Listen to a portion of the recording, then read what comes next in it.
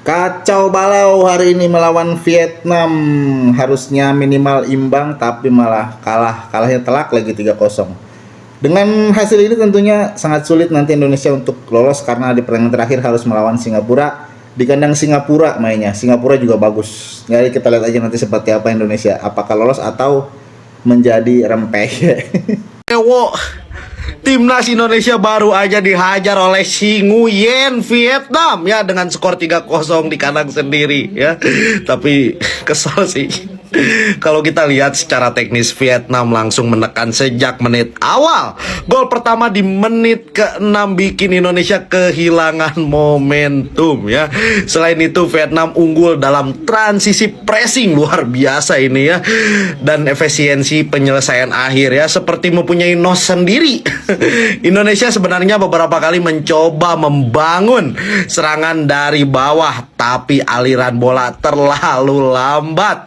Jarak antar lini juga terlalu renggang seperti kamu dan aku ya, sehingga Vietnam berkali-kali bisa memotong umpan dan melakukan serangan balik. Wow.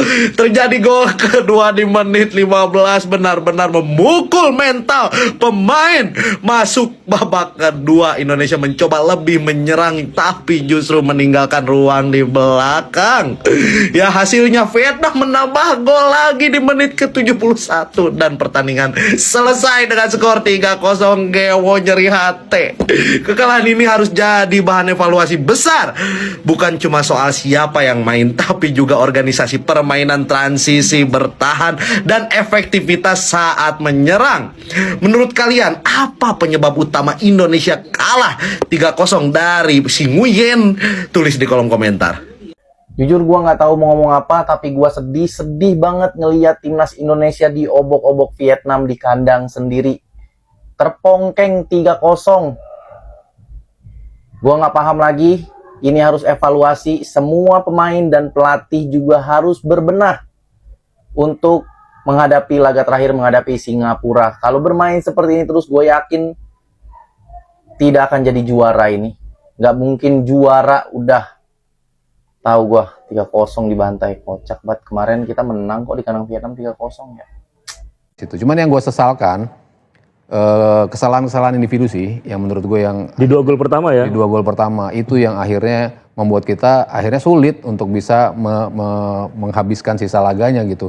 Ketika menit ke-6 sudah kebobolan, menit ke-15 kebobolan satu lagi. Sisa pertandingan ya lo harus dalam posisi ngejar terus gitu kan. Sementara Vietnam ya udah, gue tunggu counter aja. Dan tadi ketika babak kedua kita bisa aja ngegolin, tapi Vietnam bisa juga lo ngegolin lagi karena kita kan lebih terbuka, mereka kan tinggal nunggu counter doang. Ya kita nggak dapet golnya, tapi mereka malah dapet tambahan gol lewat aksi counter. Emang babak kedua yang lebih berisiko buat kita karena kita mengejar gol. Itu lebih enak posisinya buat Vietnam supaya mereka bisa counter dan menciptakan gol.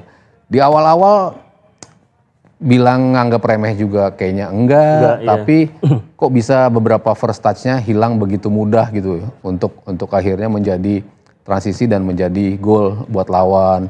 Positioning kenapa bisa sampai seterbuka itu yang gua sesalkan sih. Padahal tadi kalau kita lihat posisinya benar, nggak mudah kan buat mereka untuk menciptakan gol. Tadi Nadeo beberapa kali melakukan saves.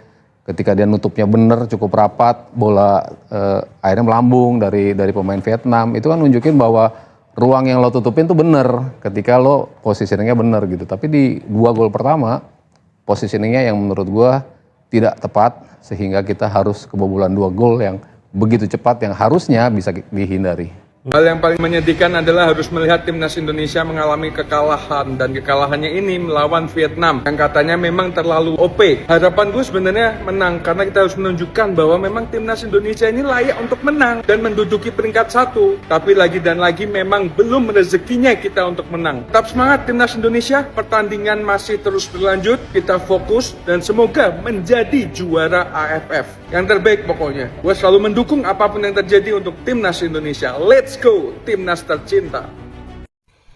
Ya, itulah tadi teman-teman ulasan dari netizen pecinta sepak bola Indonesia tentang kekalahan Sang Garuda 0-3 dari Vietnam di laga semalam ya teman-teman.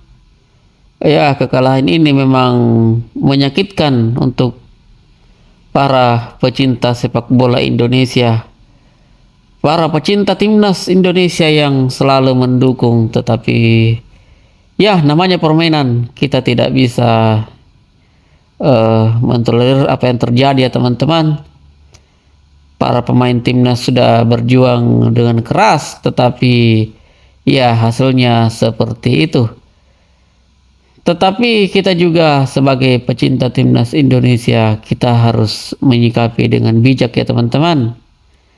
Kritik sangat boleh, tetapi jangan sampai menghujat para pemain, pelatih dan staf ofisial. Dan John Herman sendiri pastinya sudah melihat apa yang terjadi pada saat melawan tim-tim Asia Tenggara ya teman-teman, terutama Vietnam ini yang selalu sangat ngotot apabila melawan timnas Indonesia, karena memang perseteruannya dari dulu ya teman-teman di Piala AFF. Dan ya, kesempatan kita belum juga gugur juga, karena kesempatan masih ada ya teman-teman. Nanti pada saat melawan Singapura di tanggal 7 nanti, kita wajib menang, karena hitung-hitungannya ya seperti itu, kita harus menang apabila kita ingin lolos ke semifinal Piala AFF. Dan bukan tidak mungkin kita akan menjamu juga tim Nguyen FC Vietnam di final nanti, seandainya kita bisa lolos ke semifinal, dan Vietnam juga bisa lolos ke semifinal. Tapi kalau hitung-hitungannya Vietnam sudah lolos ya teman-teman, karena di grup terakhir atau lawan yang ia lawan adalah Kamboja, secara di atas kertas bisa ia kalahkan. Dan ya, kita fokus kepada timnas kita, timnas Garuda, agar bisa melangkah jauh dan pastinya kita bisa lolos di fase grup untuk melawan antara Malaysia mungkin atau Thailand ya, kemungkinan yang akan jadi juara grup. Tetapi ya, kita sekali lagi kita harus mendukung penuh timnas Indonesia. Kalah menang itu sudah biasa, yang jelas supportnya tetap ada, dan kita harus dukung sekali lagi timnas Indonesia untuk bisa menjuari Piala AFF. Karena seperti saya katakan tadi bahwa kesempatan kita belum pudar ya, masih ada kesempatan di depan mata. Meskipun ya melawan Singapura juga tidak mudah, karena Singapura bisa mengimbangi Vietnam di kandangnya sendiri beberapa hari yang lalu.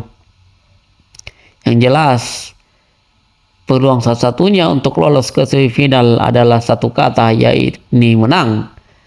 Oke, sekian dari saya. Terima kasih. Salam sepak bola.